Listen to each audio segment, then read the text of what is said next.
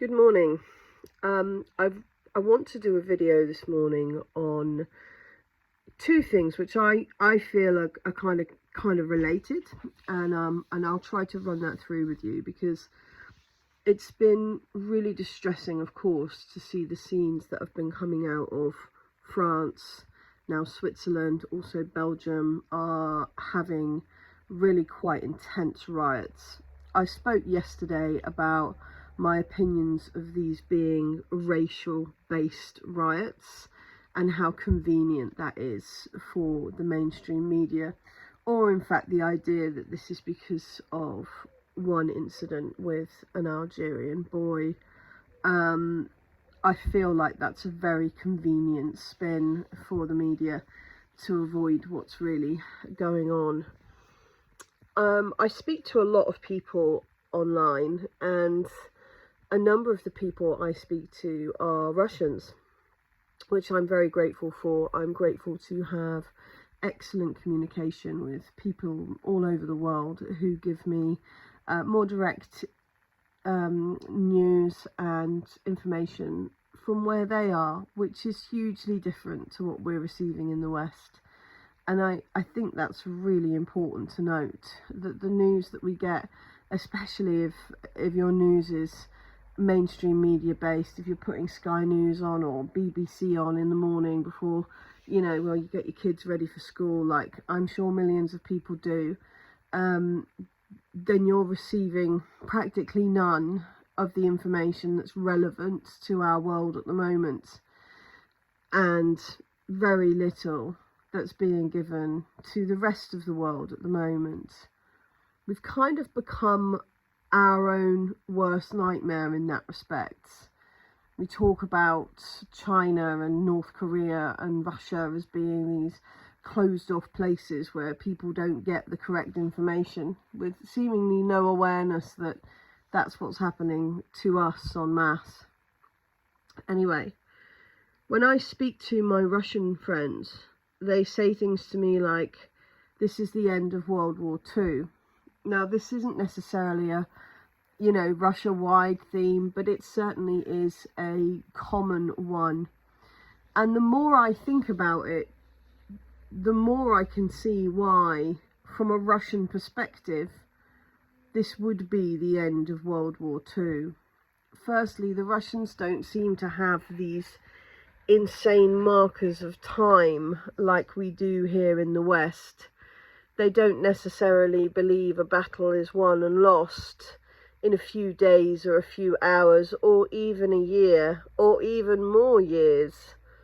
They believe a battle is lost when an enemy of either side finally is neutralized fully. And in that respect, we can see why what's happening in Ukraine would be considered an extension of World War II rather than perhaps a Third World War. Now, to clarify this and to bring this to my next point, which is about the riots in France, I want to talk about where weapons come from, how they're made, how they're funded, and what they're being used for, and where we're finding them. Now, I've been saying, seemingly screaming into a void, for around a year now on various social media platforms, many of which I've been blocked from for doing so, that to fill Ukraine with weapons is a huge threat to Europe. This is not just a threat to Russia, this is a threat to Europe. Ukraine has been the centre of illegal arms dealing for at least a decade. Please go and look that up. Eventually I will be able to show you it on a screen, but I am not that tech savvy, and I have no intention of becoming so this morning before I share this information with you.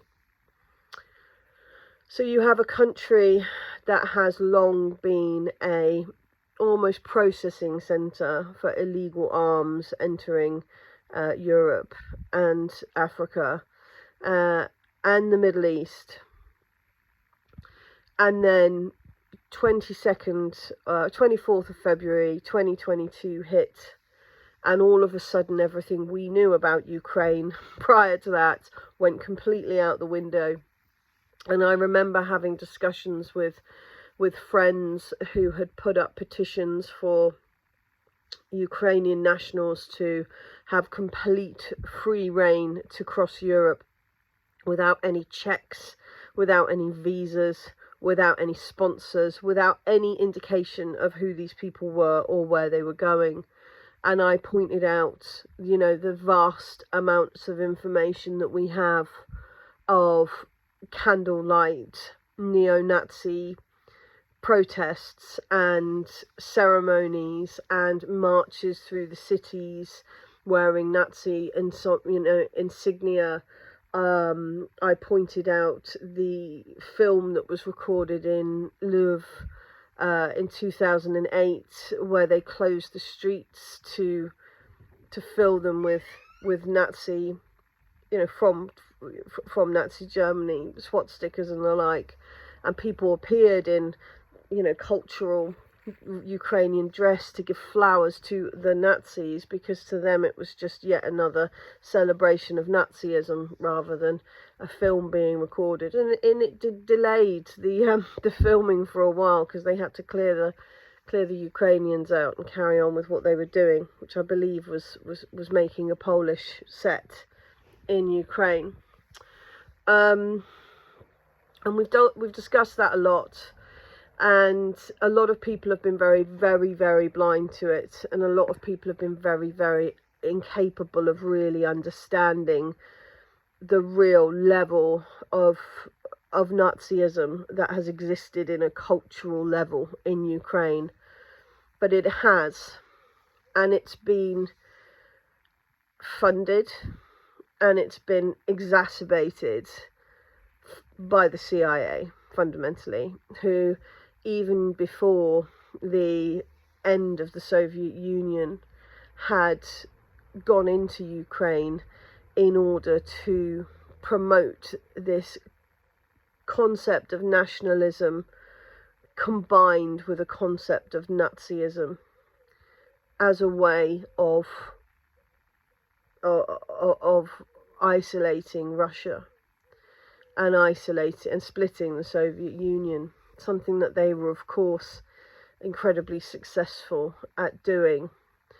And that process of propaganda, what we now call Russophobia, is something that's never gone anywhere. It's carried on, and if you speak to Polish, Romanian, Moldovan, Estonian, Lithuanian people from this part of the world, you know, there are so many remarkably similar stories that are put forward about how very, very evil and inhuman the Slavs are, and how evil and inhuman the Soviet Union was. Now, some stuff went down at the end of the Soviet Union. I'm not here to say differently, but what I'm talking about here is the flip of Soviet Union bad to Russia bad.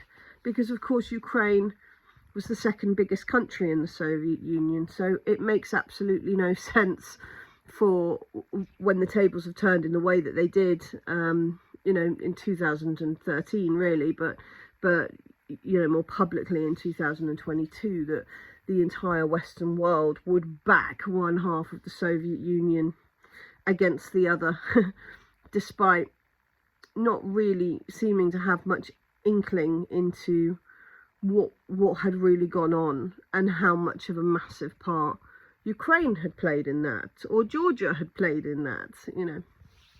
Anyway, for me, this really became very stark when German tanks rolled into Ukraine to attack Russians. And I remind everyone that in the Great Patriotic War, which is what the Russians call World War II, that 27 million Slavic people lost their lives. 8 million of them were soldiers, and 19 million of them were civilians that either starved to death, were murdered in concentration camps, or otherwise never made it out of that conflict alive.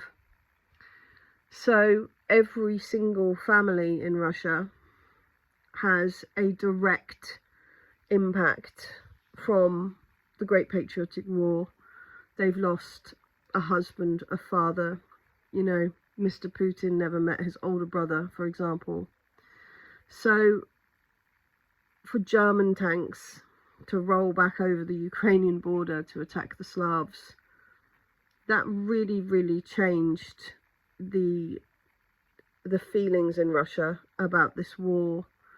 And I think that we need to be able to put ourselves in that position of understanding how that felt, so that we can really understand why the Russians are very clear on neutralizing this enemy, because to them it's the same one, and why wouldn't it be? Now I want to talk about France briefly, and I will come back to France again. But I want to talk about France because there are a number of Western-made weapons now evidently available in France.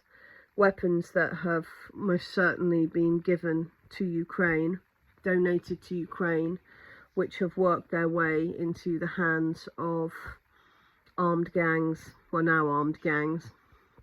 Now, again, I made this point a year ago. If you send masses and masses and masses of unregulated arms into the most corrupt country in Europe, you are not just threatening Russia, you are threatening Europe. I'm reminded of a young, I think he was from Liverpool, British soldier who went over to volunteer in Ukraine, and he put up a number of TikToks, and I believe this was in April or May of last year, and he put up a number of TikToks, and he said, you know, he got to Poland was very well organised, they had aid stations, they had, you know, this, they had that, everything was like the UN were kind of really on the ball with loading cars up, loading vans up, putting various signs on them to say that they were aid trucks, taking them to people that were in cities under siege, etc., etc.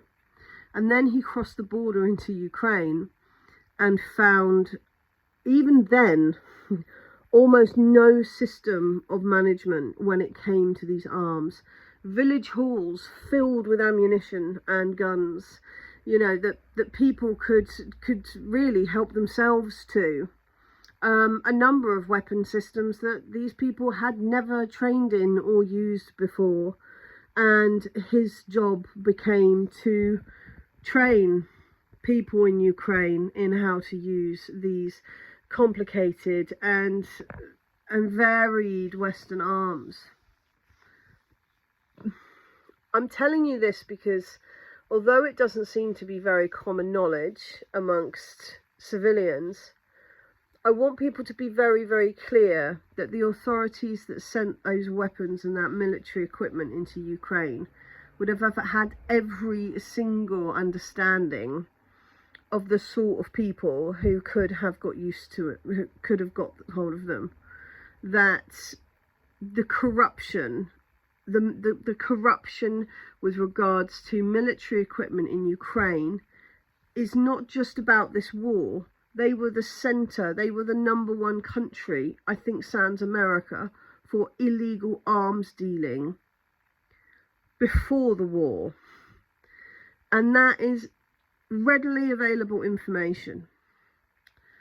So on the streets of France, the police are reporting that they are seeing mostly American-made weapon systems appearing in the hands of rioters. And again, this is reminiscent of the Second World War. You know, and you can say, oh well, it was Nazi weapon systems that attacked France. Well, was it? Henry Ford made all of the tanks and all of the trucks. You know, these weapon systems that were used to invade France last time, they came from the same places.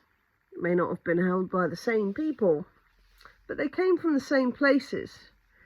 And I think that's very, very interesting to note, you know, that we are essentially seeing a civil war happening in France involving the same manufacturers that funded and supported those that invaded France in the Second World War. I think maybe understanding that maybe brings it back to the Europeans a little bit, you know.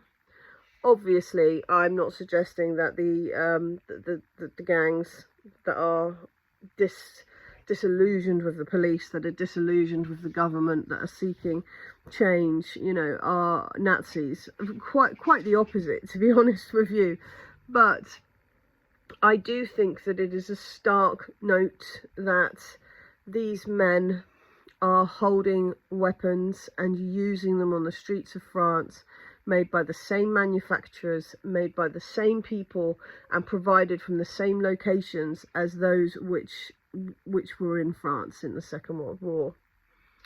And maybe from that position we can really see why the Russians feel, rather than this being a Third World War or a new war or a new battle that they have to fight, that actually this brings back nothing but awareness that the Second World War was never really won. Now, following on from that, I want to make a couple of points about the end of the Second World War. I want to discuss what happened when the Americans rocked up, because I would say 90%, for example, of war films written by Americans portray this swooping in at the end and saving the day. There's never any mention, for example, of the enormous rise in civilian casualties that occurred when the Americans turned up. There's no mention that the Americans that marched into Berlin when they finally got there were in brand new uniform. You know, it is this incredible job that's been done to promote America as the winners of the Second World War, and I think it's really, really important that we unpick that, because I think a vast number of white Europeans, and I include Americans in that, are thinking that there's going to be some big explosive Hollywood style end to what's happening in Ukraine at the hands of the Americans, despite the fact there being abjectly no evidence that that has ever happened. Okay, the Americans certainly did come at the end of the war, but let's have a look at realistically what happened next. What happened next is a number of the high-level Nazi officers were pardoned, were taken to South Africa, South America, Israel, and Russia. What happened was the Nazi technology, the Nazi medical notes, blood typing, you know, blood transfusions, organ transplants, you know, the sewing back on of legs. All this stuff was created in those concentration camps in Nazi Germany, and all of that information was taken, and it was shared between the Soviets and the Americans. Then, you know, we had the space race, and that was essentially a Nazi race. You know, like let's put our Nazis on a track and see which ones get to the moon first, kind of thing. But I think that what we don't notice so much in the West is how insidious and prevalent the Nazi ideology has become since the Second World War. I almost look at it and think, well, really, you know, it's much easier to control people if they think they've won. innit? So, you know, we'll tell people that the war has been won by this amazing interlude by the Americans at the same time as, for example, building NATO. NATO is Anglo-Saxon in nature. It's got almost the same letters as Nazi. And let's make no mistake, the first NATO officers were high-level Nazi officers. And they didn't stop. They just went to North Korea and did the same thing there. And they split Korea, you know. Not North Korea then, obviously, just Korea, the Korean Wars. They went to Vietnam.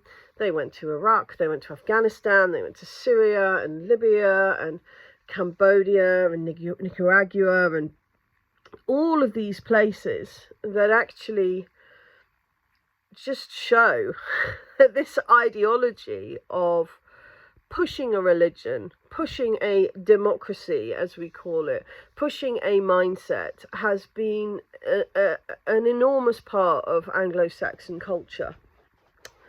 And the Nazis were a part of that. It's a hard pill to swallow. It really is.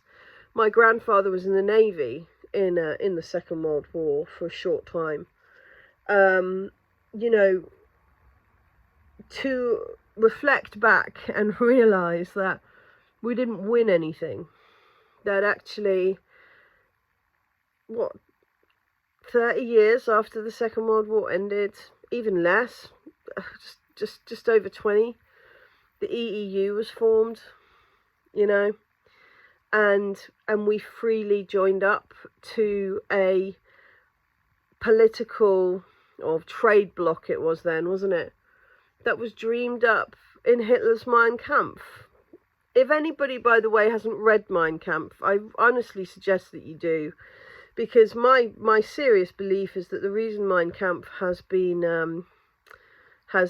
banned in Europe is nothing to do with what's inside it, or that it was written by a warmongering megalomaniac. It's because it's got the blueprints for the entire history of Europe in the last 75 years. It shows very clearly what the next stage of Nazism was, and that it was the EU, you know. And now we see the vast amounts of corruption in the EU. We see what France, and I have to agree with Macron here when he said, you know, oh, it's social media that's caused these riots in France. I think he's right, because people are completely disillusioned by, for example, what France has been doing in Africa. We know now, we can see. We have African people telling us that that's what's going on in their countries. And we expect that the people who have made brutal and enormous journeys across continents because their homelands have been destroyed and are now being treated poorly by French police to just accept that they are being subjugated at home, removed from their home, having their home deliberately destabilized, creation of wars, creation of hardship for money and gold to be looted by the French and the English and the Americans, you know. We expect them to just ignore that. We expect that to have no reoccurrence on us now, because it hasn't up till now. Well, you know, the times have changed. The times have changed. And I think people who are horrified and disappointed by the scenes in France, who believe that, you know, this is a dreadful thing to be happening, and I am with you, I pray for every person there. You know, I want you to consider how dreadful it is that Western weapons are again being used on the streets of France to attack the government. And then I want you to realise how it feels for the Russians to have that same protocol being done in Ukraine, because I feel like it opens us up to being able to understand the underlying existential threat that the Russians feel. from what is happening in Ukraine. They don't want to lose another 27 million people. Their birth rate is barely recovered now because of what happened in the Second World War. I really, really hope that this is something particularly that Eastern European countries can ponder on. You know, Poland, for example, has always been incredibly nationalist. Now, that's not something I necessarily have a great deal of problem with. I think that it's quite reasonable for people to love their country and want their country to remain tribally theirs. And it is a tribal thing, you know. We call it xenophobia, we call it racism. It's simple, that is simple weaponizing of tribalism. Yeah, if people want to live in a country that maintains their customs and their beliefs and their understanding, I am certainly not one to judge. And as someone very wise said to me on TikTok the other day, what people don't realise about democracy is sometimes it's uncomfortable. But then we have to look at what's happening with the EU. The EU is sanctioning Poland and sanctioning Hungary for not fulfilling its obligations in cultural diversity and all this other abject nonsense, because we have now a trade political bloc which is seeking to become a military bloc, although I would say that NATO is the arm of that, that is seeking to enforce a mindset on all of us. It might be a mindset you agree with, it might be a mindset you don't agree with. Frankly, that's beside the point. What it is anti-democracy. That is the point. Now, obviously there are some abject changes to the way Hitler lined out the EU in Mein Kampf. Obviously there weren't going to be lots of Algerian, Syrian, African migrants in his perfect vision for the Europe that he planned. But I ask these people that turn this into a race war, whose mindset are you channeling there? Because that sounds even more like what Hitler had planned for us, to me.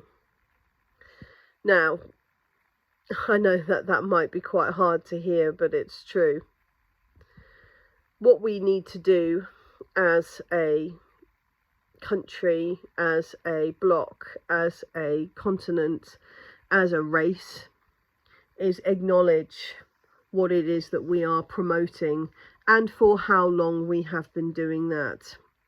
We expect, because we changed the last two letters in the word Nazi, that the rest of the world just wouldn't notice that our NATO alliance was actually the exact same protocol that the Nazis used.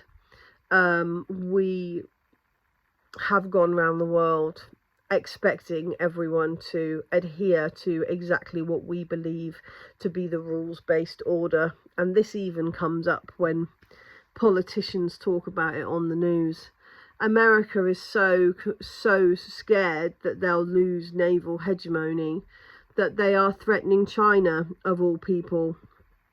China has done nothing to America, and actually in the Washington Post just yesterday there was a article that talked about how America waging war on Russia is illegal because Russia is of no threat to America.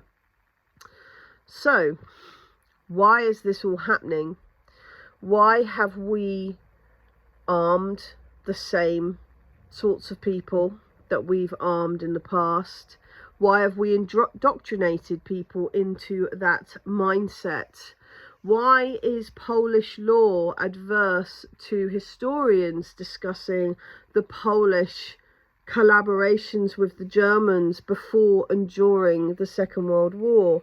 Why are the Polish learning in schools that without them the Second World War would have been lost? These are all things that I hear, and this is all Western propaganda designed to subjugate Russians.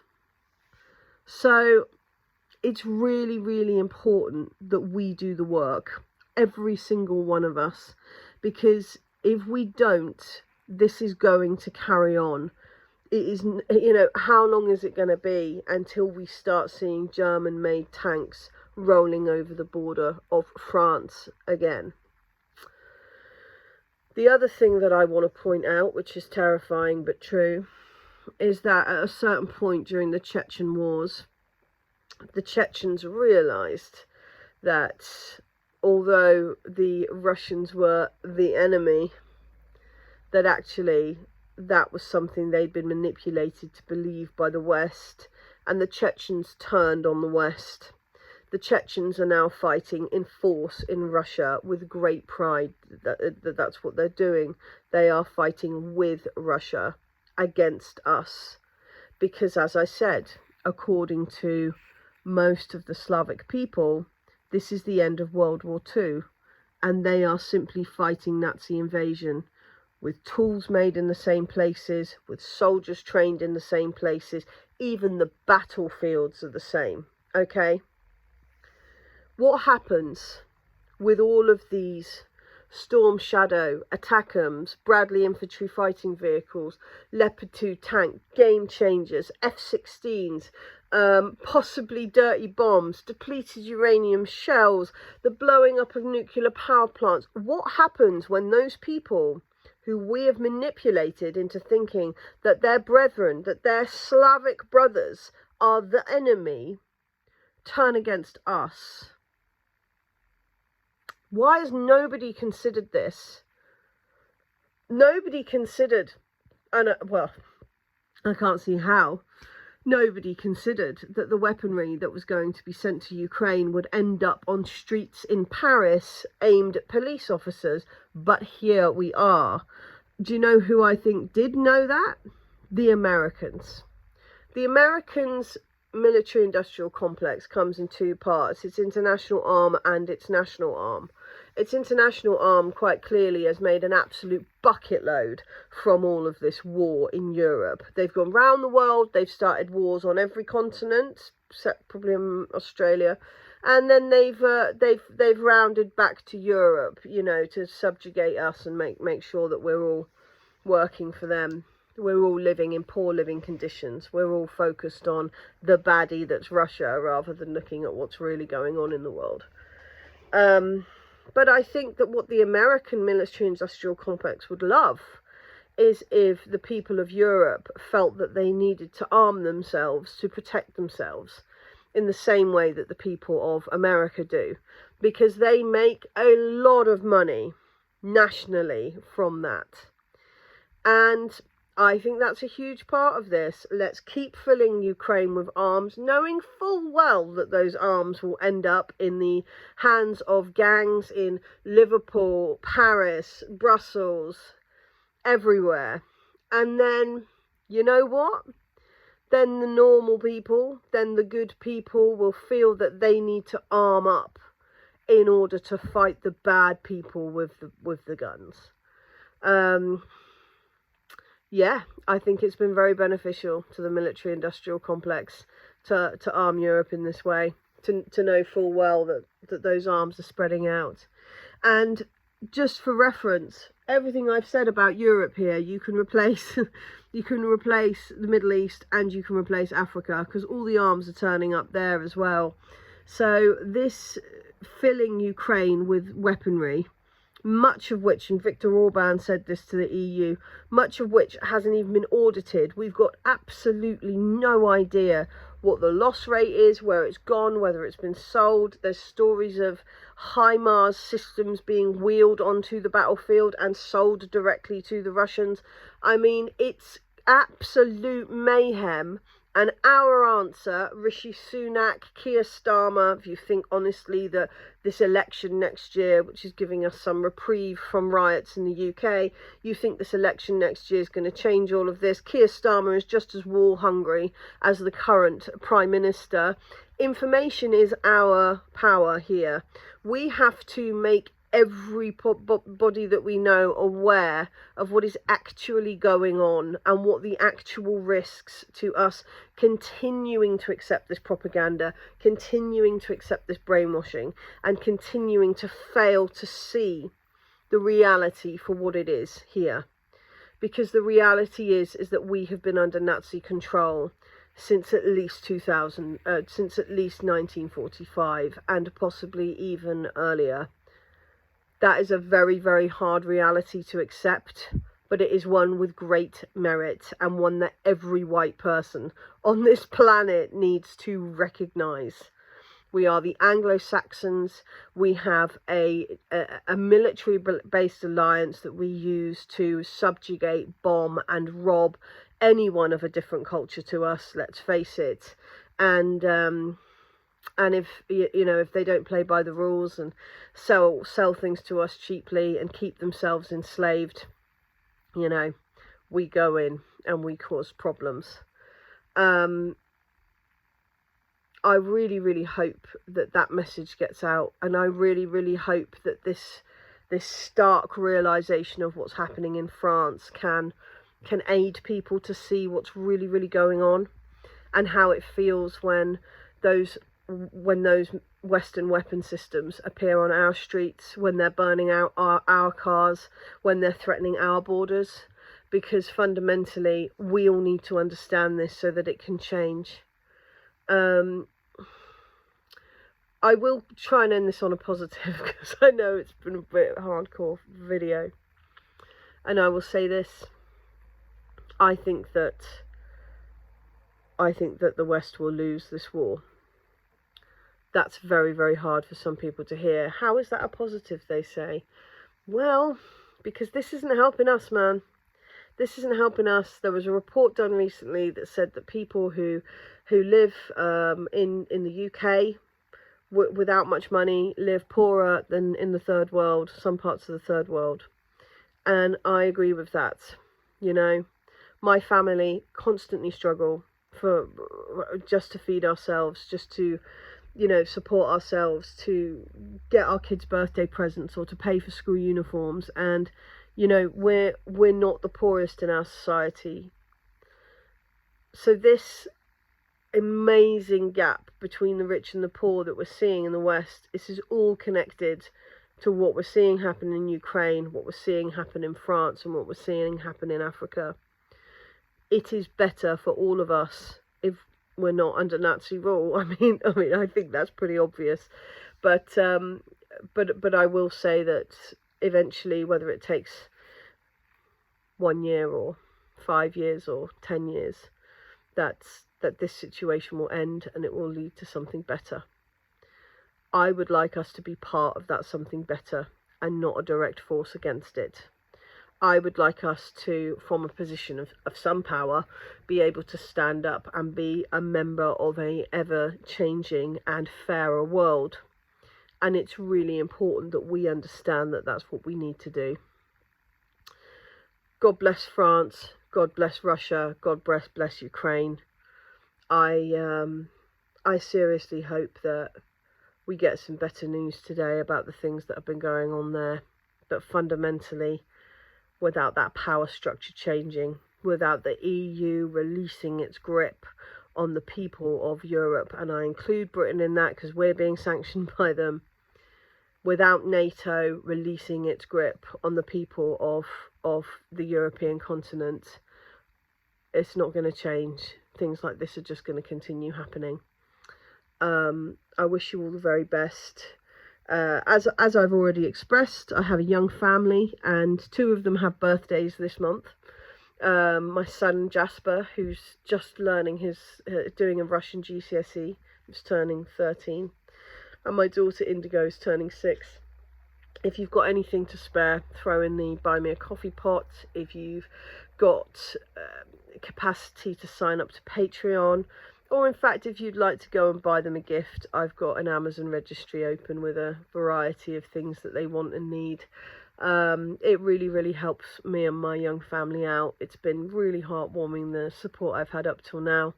And if you can't afford that, you don't want to do that, please do like and share this video, subscribe to the channel, because every single time that happens, it makes my little heart sing a bit more. Thank you so much, and have a lovely morning.